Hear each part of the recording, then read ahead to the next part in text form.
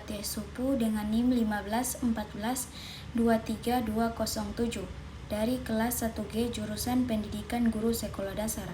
Tujuan saya membuat video ini untuk memenuhi tugas mata kuliah manajemen kelas dosen pengampu Bapak Rustem Hussein SPD MPD. Baik, saya akan menjelaskan materi dari kelompok 10, hambatan-hambatan dalam manajemen kelas. Hambatan-hambatan manajemen kelas. Dalam manajemen kelas akan ditemui berbagai faktor penghambat. Hambatan tersebut bisa datang dari guru sendiri, peserta didik, lingkungan keluarga, atau karena faktor fasilitas. Dan dari uraian di atas, tampaklah bahwa kewenangan penanganan masalah pengelolaan dapat diklasifikasikan menjadi 3 kategori, yaitu masalah yang ada dalam wewenang guru. Seorang guru bidang studi yang sedang mengelola proses pembelajaran dituntut untuk dapat menciptakan, memperhatikan dan mengembalikan iklim belajar kepada kondisi belajar mengajar yang menguntungkan kalau ada gangguan, sehingga peserta didik berkesempatan untuk mengambil manfaat yang optimal dari kegiatan belajar yang dilakukannya. Yang kedua, masalah yang ada dalam wewenang sekolah sebagai lembaga pendidikan. Masalah ini harus diatasi oleh sekolah sebagai suatu lembaga pendidikan.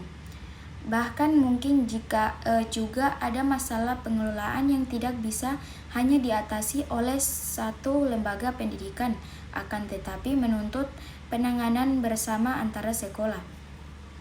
Masalah-masalah yang ada di bawah wewenang sekolah antara lain pembagian ruangan yang adil untuk setiap tingkat atau jurusan, pengaturan upacara bendera pada setiap hari Senin, dan bila pada hari itu turun hujan lebat, menegur peserta didik yang selalu terlambat pada saat apel bendera. Kemudian meningkatkan peserta didik yang tidak mau memakai seragam sekolah, menasihati peserta didik yang rambutnya gondrong, memberi peringatan keras kepada peserta didik yang merokok di kelas atau sekolah dan suka minum minuman keras, sampai kepada mendamaikan peserta didik jika terjadi perselisihan antara sekolah. Kemudian yang ketiga, masalah yang ada di luar wewenang guru bidang studi dan sekolah. Dalam mengatasi masalah semacam ini, mungkin yang harus terlibat adalah orang tua, lembaga-lembaga yang ada dalam masyarakat seperti Karang Taruna, bahkan para pengusaha dan lembaga pemerintah setempat. Selain masalah di atas, ada juga beberapa faktor yang menjadi penghambat dalam manajemen kelas adalah faktor guru. Faktor penghambat yang datang dari sini berupa hal-hal seperti tipe kepemimpinan guru yang otoriter, format belajar mengajar yang tidak bervariasi atau monoton, kepribadian guru yang tidak baik, pengetahuan guru yang kurang, serta pemahaman guru tentang peserta didik yang kurang. Kemudian faktor peserta didik.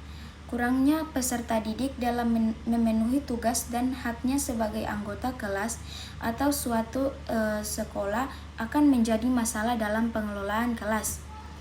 Faktor keluarga, tingkah laku peserta didik di dalam kelas merupakan pencerminan keadaan keluarganya. Sikap otoriter orang tua akan tercermin dari tingkah laku peserta didik yang agresif atau apatis. Di dalam kelas sering ditemukan ada peserta didik pengganggu dan pembuat ribut. Mereka itu biasanya dari keluarga yang broken home. Oke, faktor fasilitas. Faktor ini meliputi jumlah peserta didik dalam kelas yang terlalu banyak dan tidak seimbang dengan ukuran kelas. Besar dan kecilnya ruangan tidak disesuaikan dengan jumlah peserta didiknya.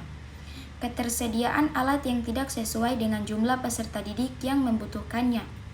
Dalam manajemen kelas, beberapa hambatan atau tantangan yang sering dihadapi oleh guru adalah 1.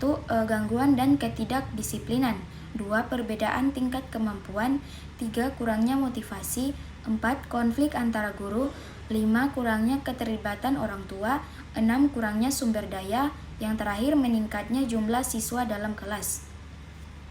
Untuk mengatasi penghambatan-penghambatan ini, guru dapat menerapkan beberapa strategi seperti yang pertama, menerapkan aturan dan disiplin yang konsisten, membangun hubungan yang baik dengan siswa dan melibatkan mereka dalam proses pembelajaran.